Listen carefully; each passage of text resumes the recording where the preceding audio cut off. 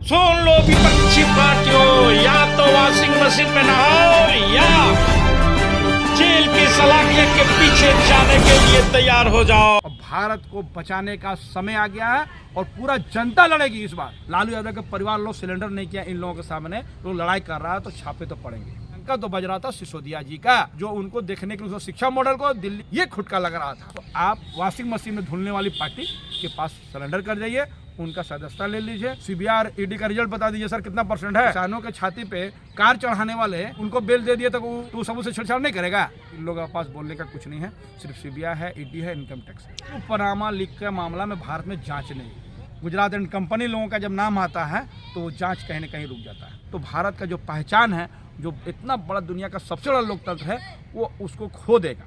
इसीलिए supreme court ने उसे बचाने का काम किया। चुनाव आयोग के जो फैसले आए कि इस बार जो चुनाव आयोग का जो प्रमुख चुने जाएंगे उसमें देश का पीएम रहेंगे, सुप्रीम कोर्ट के जज रहेंगे और विपक्ष का नेता रहेंगे। केसीआर ने प्रेस कॉन्फ्रेंस में करके हमारे जो चौकीदार साहब का जुमला जो वादा किया उसको रिकॉर्ड करके पूरे प्रेस मीडिया का सामने लाया था। मैं उसी से समझ गया था कि इस पर आने वाला समय में प्रहार होगा।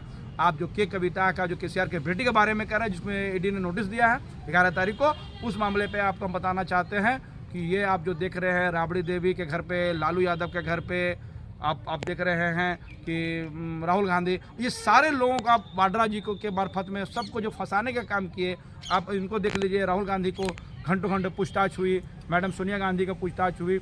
ये सारे विपक्ष में जो प्रोटेस्ट करने वाले हैं, अभी ममता बनर्जी खेला होवे का जो नारा देके बंगाल में जो चीट कर दी, उनके घर में लगातार कोयला को लेकर घोटाला कर लेकर अभिषेक बनर्जी पर लगातार छापे पड़ रहे थे, अभी शांत होकर चला गया। सिसोदिया को देख लीजिए, जो लोग खतरा महसूस हो रहा है, जिससे डरते हैं, जिससे इसको भयभीत होते हैं कि 2024 में हमको नुकसान कर देगा, ये सारे को चाहता कि ये लोग जेल में जाए। मोदी जी को जितने विपक्ष के नेता हैं उन्हीं के यहाँ ही सीबीआई ईडी या काला धन नजर आ रहा है, लेकिन इनके मित्र दोस्त या इनके पार्टी में या इनके पार्टी में चला जाता है, उन लोगों के पास में ये अपने ईडी और सीबीआई क्यों नहीं भेजते हैं? इसका क्या राज है? देखिए, आप जिस तरह कोट कर रहे हैं असम के मुख्यमंत्री विश्वा शर्मा का, आप उसको कर रहे हैं मुकुल राय जी जब फिर वापस आए हैं उनको, और इस तरह का जितना है आप शिवराज सिंह चौहान को देख लीजिए। ये सब लोग को देखिए, जितने लोग आ रहे हैं इन लोगों का, जो लोग घोटाले में फंसे हैं, जो लोग सिलेंडर कर दे रहे हैं। देखिए, लालू यादव ने सिलेंडर नहीं किया, लालू यादव के परिवार लोग सिलेंडर नहीं किया इन लोगों के सामने, तो लड़ाई कर रहा है तो छापे तो पड़ेंगे। मैं तो कहता हूँ, मैं मांग कर रहा हूँ सीबीआई को कि आप लोग एक पिकेट खोल दीजिए और लालू यादव के आवास के सामने में, देखते रहिए लोग क्या कर रहा नहीं कर रहा, ताकि आपको खोजने में आसानी नहीं होगी। और आप देख लीजिएगा अभी मनीष सिसोदिया को जिस तरह हैं, अभी कुछ दिन पहले कर्नाटक में भारतीय जनता पार्टी का एक विधायक का बेटा जो है 8 लाख रुपया घूस में पकड़ा है। 800 करोड़ नहीं, वो जो पकड़ा है वो कुछ रुपया लेते हुए, जब उसके घर में छापा पड़ा तो वहाँ पर कई करोड़ रुपया पकड़ा है। तो सवाल है कि जिसका घर में पकड़ा रहा वो खुलेआम घूम रहा है। और सिसोदिया जी का बैंक खोल लिए खाता, सिसोदिया जी का तो बैंक खाता भी खोल लिए आप, उनका घर गांव सब देख लिए, उनका ऑफिस में कई बार छापा पड़े, आपको 1 रुपया पता नहीं चला। अब जब उनको बेल होने वाला है तो ईडी ने कल उसको अपना गिरफ्त में ले लिया है। किसी हाल में एन केन प्रकेन जो है लोगों को अंदर का। देखिए, आपको बताने का कोशिश कर रहा है कि सिसोदिया जी अभी कर क्या रहे थे। सिसोदिया जी भारत की शिक्षा व्यवस्था को अपडेट कर रहे थे और उसको बढ़ाने का काम किया। एक नया परिपाटी लेकर आए थे कि भारत में शिक्षा का प्रचार प्रसार हो। जिस तरह शिक्षा मॉडल को विश्व में सराहाया गया था, उसी को लेकर, जिसमें सिसोदिया जी का बहुत बड़ा अहम रोल था, तो इसको लेके लगता है कि वर्तमान सरकार बुखला गई थी कि उनका नाम तो बोलता है यहाँ के गोदी मीडिया के विश्व में डंका बज रहा, लेकिन डंका तो बज रहा था सिसोदिया जी का विश्व में, जो उनको देखने के लिए शिक्षा मॉडल को, दिल्ली में शिक्षा मॉडल को देखने के लिए वो यहाँ पर आ रहे हैं। तो ये खटका है, ये खुटका लग रहा था।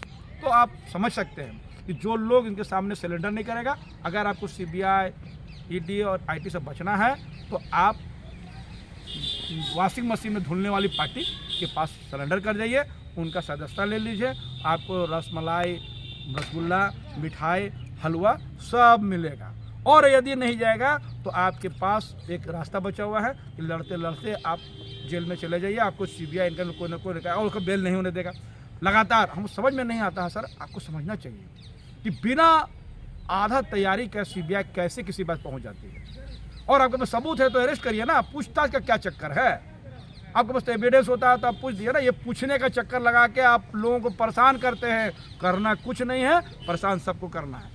आप बताइए ना रिजल्ट क्या है? सीबीआई ईडी का रिजल्ट बता दीजिए सर, कितना परसेंट है, कितना परसेंट को क्रैक करके रख दिया। तो आप देखिएगा ये लोग सिर्फ और सिर्फ एक ही काम बोलता है कि इन लोग बाहर होगा बेल में तो इन लोग छेड़छाड़ करेगा, समझ गए।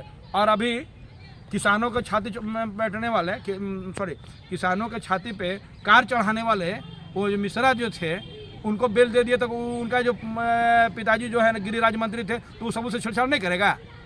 छेड़छाड़ करेगा कि नहीं करेगा? वो तो गृह मंत्री का ना बेटा है। तो यही चल रहा है देश में। अब तो कुछ खुला खुली चल रहा है। पहले बताया जाता था, अंदर से कुछ दिखाया जाता था, अब खुलेआम में चुनाव की तैयारी हो चुकी है और इन लोगों के पास बोलने का कुछ नहीं है। सिर्फ सीबीआई है, ईडी है, इनकम टैक्स है। ये अडानी जो बतलाया जाता है कि विश्व का सबसे बड़ा महाघोटाला 13 लाख करोड़ रुपया का हुआ है, इस पर अभी तक किसी प्रकार की संज्ञान नहीं, किसी प्रकार ना सीबीआई पहुंचा ना ईडी पहुंचा। क्या ये लोग रास्ता भूल गए हैं?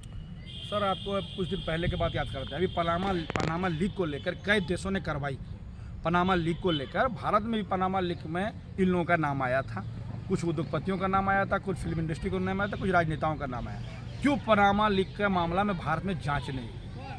तो आप देखिए, जब इन लोगों का है गुजरात एंड कंपनी लोगों का जब नाम आता है तो वो जांच कहीं ना कहीं रुक जाता है। तो आप जिस बारे में सवाल कर रहे हैं वो जग जाहिर है कि जिसके बारे में जो हिडनबर्ग ने जो मामले को लाए हैं, तो हिडनबर्ग ने कहा है कि आप जिस कंपनी को लेकर हजारों करोड़ रुपए का या करोड़ों करोड़ रुपए का जो ट्रांजेक्शन कर रहे तो वो कंपनी है। अभी तो अमेरिका लोगों ने इसको बैन कर दिया।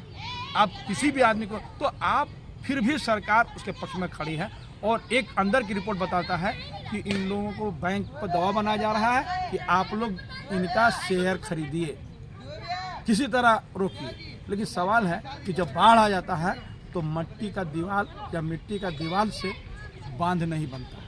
तो ये लोग अब मिट्टी का दीवार बांध बनाने की कोशिश कर रहा है, वो होने वाला नहीं है। ये लोग एक्सपोज हो चुका है और आने वाला आप देखिए, ये घबराहट है, ये जो घबराहट है सत्ता में जाने के जो घबराहट है इंडिकेट हो गया। कहाँ पर आइए बताइए ना सर। यूपी अगर छोड़ दिया जाए, अगर यूपी में जो गठबंधन हो जाए तो आपका वहाँ भी रास्ता मुश्किल है। बिहार में तो आप खो चुके हैं, झारखंड में है नहीं, बड़ा जो भी है, ना ही आप उड़ीसा में है, ना ही आप पंजाब में है, जो बड़ा बड़ा स्टेट जितना भी है ना, महाराष्ट्र में भी आप जो हैं, तो आप लोग जिस तरह से शिंदे को प्रोजेक्ट कर रहे हैं वो कभी नेता नहीं बन पाए, ये जग जाहिर है।